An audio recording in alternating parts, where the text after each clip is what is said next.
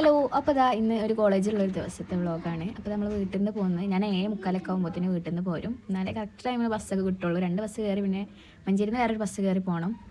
അപ്പോൾ ആ കോളേജിൻ്റെ അവിടെ എത്തി. ഞങ്ങൾക്ക് ഇവിടെ നിന്ന് കോളേജ് ബസ് കാണും കേട്ടോ, കോളേജിലേക്ക് കയറണമെങ്കിൽ. അപ്പോൾ ഇവിടുത്തെ ഓരോരുത്തരും മാനാളം കൊഞ്ചിലാണ്, ഓരോരുത്തർ ലിപ്സ്റ്റിക് ഇടുന്ന കണ്ണാടി നോക്കണേ. ജൂനിയേഴ്സ് എത്ര ദിവസം ലീവിൽ ഓരോ ഇവർക്ക് ലീവ് എടുക്കരുത് ഞങ്ങൾക്ക് ഇതൊരു പണി. അപ്പോൾ എല്ലാവരും കോളേജിൽ വന്നിട്ട് ഇന്ന് ജൂനിയേഴ്സ് വരുന്നുണ്ടായിരുന്നു. പണിയെടുക്കാൻ മഞ്ഞ മുട്ട പണിയെടുക്കാണ്ടോ.